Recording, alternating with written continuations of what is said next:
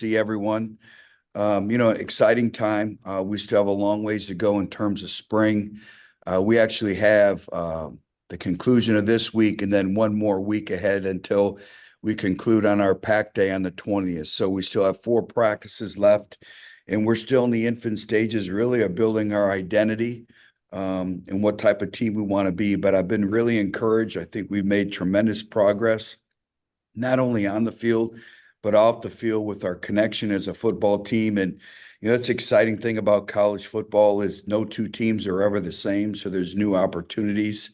And, we have to keep in mind that even though we were so young last year, we still about 50% of our current roster is going through spring football for the first time. When you look at, we have 14 new individuals in our program, 10 transfers, and then 4 mid-year enrollees from the high school level. So it's been exciting to see. I think we're continuing to get better. I think every coach, every program's optimistic at this point in time, and rightfully so. But I've liked our capacity for work on a daily basis. I've liked our mental disposition, the way our players have approached each and every day.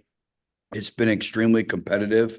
But again, our deficiencies also, the more you practice, I think your deficiencies start to grow and kind of mount to, what you need to do to move forward. So very, very encouraged and looking forward to a strong finish this spring. For our media on the call, please raise your hand. I'll call on you to ask those questions. We'll start it off with Chris. Hey, Coach, wanted to ask you just about, the plan the rest of this week. You mentioned competition Saturday earlier in spring practice. Is that kind of the plan, I'm guessing, for Saturday? Yeah, we've kind of mixed up our Saturdays. And the first Saturday, we had competition Saturday, and I thought that was really productive. And I know our players enjoyed it. This past Saturday, we had our first scrimmage, and you find out so much. And the thing that we struggle with is getting officials to our scrimmages and to our practices. So whenever you can have real officials, I think that really, really benefits your football team and your development of your football team. So this past Saturday, we had real officials, and I thought it was really, really beneficial for us from a teach standpoint, and we scrimmaged. Now, obviously, you saw some controlled scrimmage things, some third down things, some red zones, some low red areas, but we'll continue to do the same this Saturday. So we'll have another scrimmage, and I think it's important that we don't have any coaches on the field, and so much of it is not just the execution of your systems, but also the fundamentals and details that go in with the operations of learning to take your signals, learning how you line up, all those things of playing fast. And then there was live special teams as well. So we'll continue that. And then next week, we'll get back to our normal practice routine.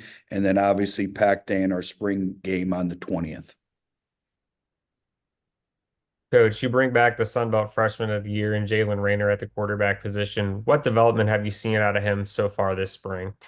I think sometimes we forget he's still a true freshman, but I see him growing and developing. I think the first thing is just the quarterback intangibles, the command presence that we talk about, from his voice inflection, different cadences, how he commands the huddle, the line of scrimmage, all those things.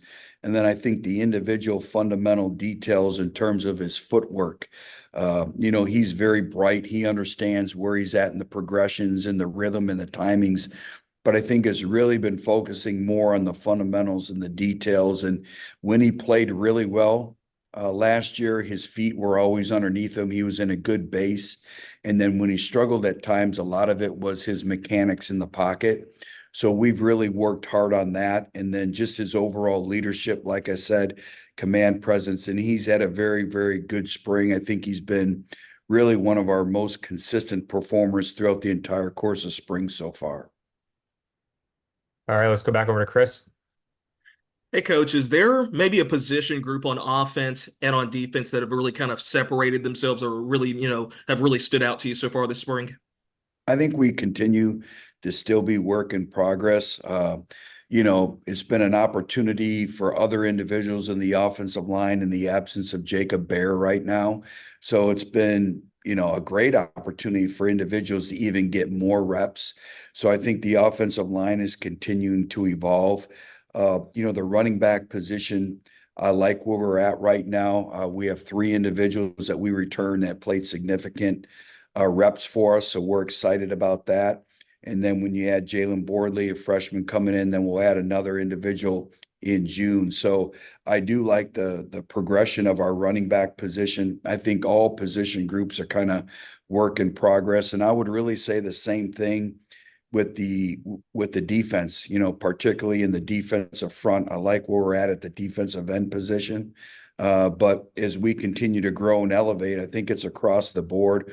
I think that sometimes lost in spring is not just the evolution or the development of your offensive and defensive systems and your players and your fundamentals and your details, but I think this is also where your special teams component is born as well.